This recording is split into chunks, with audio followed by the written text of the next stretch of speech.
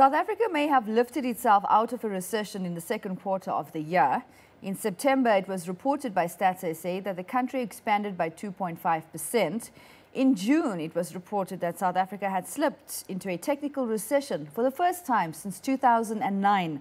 While this is great news, especially given the onslaught on the economy recently following state capture and credit downgrades by ratings agencies, the growth outlook for 2017 is still weak.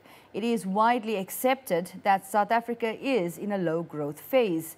In contrast, however, growth in tax revenue is expected to outstrip inflation. SARS's budget for 2017-2018 is 1.265 trillion rand.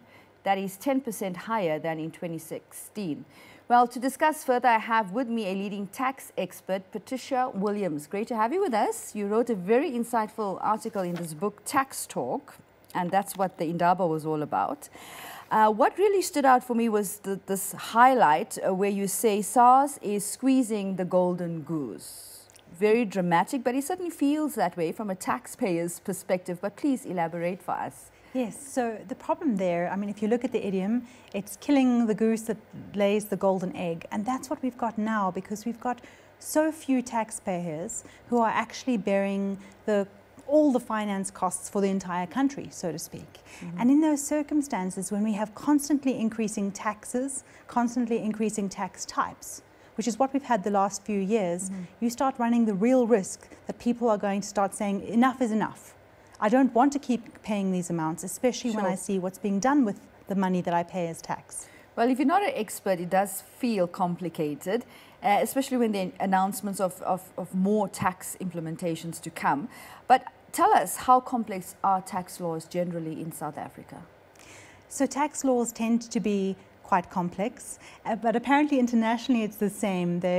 If you look at the political factors that make people unwilling to pay their taxes, it's the complexity of the tax laws, it's how many different taxes you actually have, so multiple individual tax types all together makes people... So complexity impacts on compliance. Yes, and then also what's done, it'll be the fiscal policy and what's done with the money. Do you get goods that you think are worthwhile, like free education, free medical care, those kinds of things? Or is there fruitless and wasteful expenditure? Those are the things that make you not want to pay. But internationally, it's been found that it's difficult to make taxes actually acceptable and accessible to normal individuals. It's always complicated. It's always going to be complicated, but you can minimize the impact in some ways, like providing proper information about different tax types to help people comply. Sure. Apart from the complications of the laws itself, generally tax is not favored by taxpayers. But certainly you've pointed out in your article the other factors that are frustrating South Africans right now, like state capture, the recent downgrades, etc. Please expand on that in terms of how this will impact on further rebellion amongst taxpayers. So that's definitely one of the things that makes people unwilling to comply, is the feeling that when you pay your taxes, it's not used for what you thought it was supposed to be used for. There's a sense of injustice, of unfairness, and in fact that you are being immoral by supporting the current regime given what is done with your money. So at the Tax Indaba, there was mention of tax morality, and I always say you shouldn't refer to tax morality. You should actually talk about tax compliance, because if the legislature wants you to do certain things, they must put it in the law. They can't rely on people to decide to do something other than what the law says. And if it's in the law, we know that it's legal. It doesn't necessarily mean that it's moral. You don't necessarily feel in your heart that you are doing the right thing, paying your taxes, unless you feel that it's actually legitimate. If you feel that the money is being used correctly, if you feel like the state is using it correctly, and you feel that SARS is morally legitimate, then you might be more inclined to pay your taxes. What are some of the new taxes introduced to South Africa recently that you would regard as contentious, and why? So we do have a multitude of new taxes coming through. We've got, for example, the sugar tax that's going to be coming through, carbon tax that's going to be coming through. There's talk about acid mine drainage tax. This year it was announced that some of the earlier gambling taxes will be brought in. So we have a multitude of individual tax types. Then there's discussion about next year bringing in wealth tax. So we've been asked for submissions on wealth taxes, and many people are saying capital gains tax is already a wealth tax. And now we're looking at more wealth tax or land tax. And usually where does wealth tax go or contribute, sorry to interrupt, in an economy usually? So wealth tax tends to make a fairly low impact on total contributions. The kinds of taxes that make the most impact on actual raising of funds will be the widespread taxes. Things like value-added tax, and our value-added tax is lower than many international norms, but of course the problem with value-added tax is that it's regressive in nature and it impacts low-income individuals, and so that's not something that is wanted in a system like this with such a high Gini coefficient. We've got too much inequality unless we do something like bring in a different rate. We've already got zero-rated VAT and 14% VAT, so you're zero-rated and you're standard-rated. We could have a luxury rate of VAT. We could put it on certain financial services, we could put it on luxury vehicles. Interestingly, China's got some super tax on their on supercars, things like that. So we could actually do that with our VAT possibly, or remove some of the VAT exemptions that we've got that perhaps aren't achieving their purposes. But it does get difficult with these multitude of smaller taxes because it increases the complexity of the system, it increases the administration costs, and then normal people trying to run their business have so many different tax types to worry about.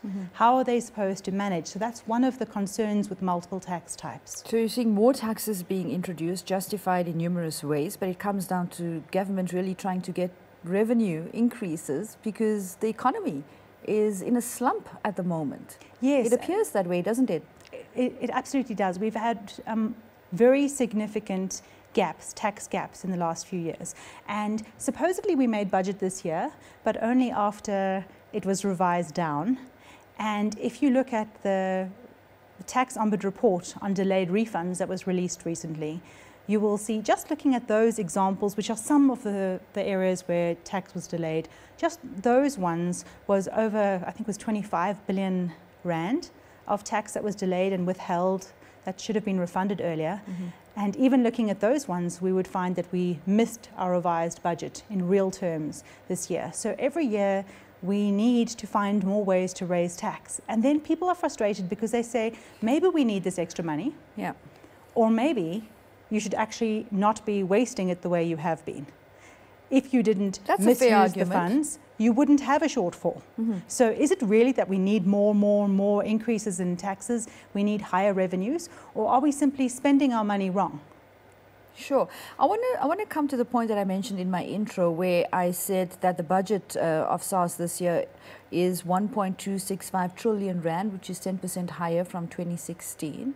How did they come to that figure? I mean, we have unemployment of 27%, it's increased.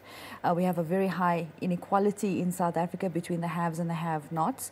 And then we don't have free education or even public health available to the poor. So where does that ambition come in, and why? How did they reach that number, that target? I don't know what they do to determine all of their numbers, but of course we've got this constant balance between the spending and needing revenue to actually finance it. Now, we do have things that are worth spending money on. We've got the education, we've got social grants to try and alleviate some of this extreme pressure we have of inequality. But then we have other things like paying huge interest bills because of government debt and government bailouts of parastatals that are failing. Those kinds of things that don't seem to be worth spending money on in the same way as the things that are close to our heart, like education and healthcare. So those... We don't have the basics in place. We don't have. If you look at our system, we have, it can be referred to as structural violence, to have, poverty as a form of structural violence. And that's what we're living with in South Africa. And something needs to change. But how can it change if we're spending money on the wrong kinds of things? We have tax incentives. A while ago, I wrote about how, why don't we have higher incentives for normal education, for normal people like you and me, to buy textbooks for schools when they're announcing in the middle of the year that they don't have any. Instead, we feel powerless and we say, what are we supposed to do? We can't do anything. The government must buy these. What if we actually just got, a 150% instead of a 100% deduction? So then it's kind of like SARS paying half or just over half. They could come to the party and give us high incentives. But instead, we have high incentives for big business And we don't have higher tax deductions for things like donations to buy school books for schools. And then there are reports that are flying around about the political elite and what they do to avoid paying tax.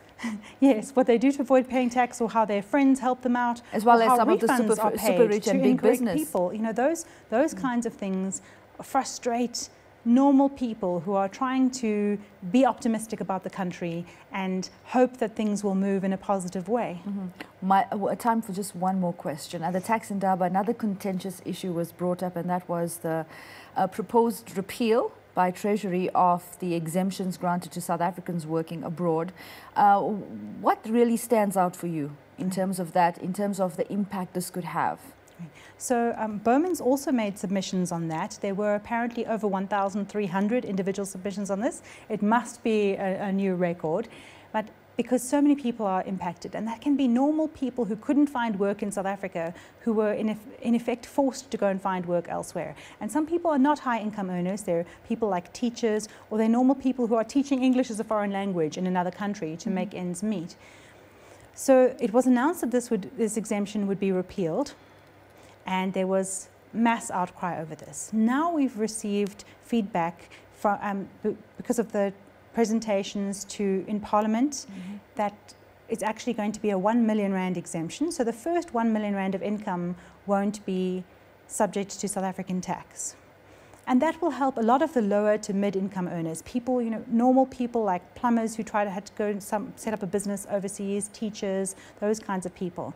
And for people who earn more than 1 million rand, they should be seriously thinking about shifting their tax residence away from South Africa. It's much easier than you may think. They are already living somewhere else. Why then must they be considered South African tax resident? In many instances, perhaps they aren't even, and they haven't realized the few simple things they need to do to make sure that they don't remain tax resident here when they're not resident here. And if anything, it may help for things like wealth taxes that are coming.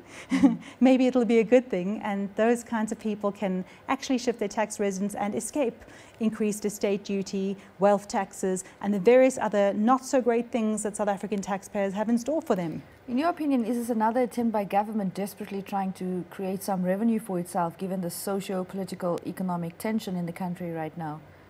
It absolutely is a way to bring in extra money. I know that they were talking about it isn't aligned with the rest of our system, but it hasn't been aligned for a long time. It was introduced for a reason, and now it's being taken away.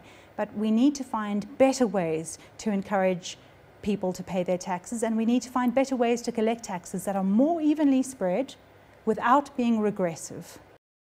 At the Tax Indaba, talks, discussions and exhibitions were held. We honed in on the discussion concerning the proposal to scrap the foreign employment income exemption. Currently, South Africans who are working abroad receive tax-free foreign income if they meet certain criteria. Treasury has described this dispensation as overly generous. Currently, the cap on the exemption stands at 1 million rand. The difficulty is if you look at 1 million rand, when you're talking about expats, you have cost of living allowances. You have all kinds of additional fringe benefits in order to allow a person to live in relatively the same level of comfort that they would have had at home, and there's tax payable on that, which means that you hit your 1 million ceiling very quickly.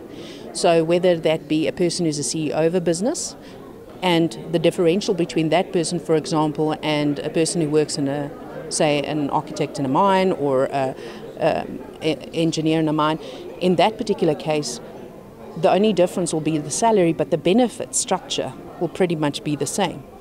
Now, in those cases, reaching 1 million is very quick. And if you take on top of that the fact that there's tax equalization in certain instances where the company basically ensures that the person wouldn't pay more in tax than they would have in South Africa, and then on top of that, the gross up for the fact that the company takes this on board, it means that the 1 million is actually going to mean that, yes, although it is a cap and although it is relief on the initial proposal, a lot of companies will have a massive amount of more expenses in terms of cost. Just running the current projects, coming into South Africa, putting people into the rest of Africa, sending South Africans abroad. Overall, the feedback following this proposal has been negative. It was noted that there was in fact a widespread hostility to the proposed repeal of the exemption. We want to be the gateway to Africa. We want people to come here, set up business here. By using South Africans or by bringing people to South Africa to become South African tax residents, if you meet the physical presence test, etc., you potentially are tainting them, because after a while you're going to sit with this particular situation where you're going to have a massive bump up in costs. Much to the relief of all, this proposal will again come under review in 2020. Treasury is in a difficult position. There's not a lot of manoeuvre room that they've got, which means they need to do the best with what they've got. And it is then our job as tax practitioners and industry to work together with Treasury to find a way forward for us, so that if it's, for example, untenable for us to have this exemption as it currently stands, let's find a middle ground. But then find a middle ground based on stats, not on conjecture. So at this point, we've asked everybody, this is what we think is going to happen.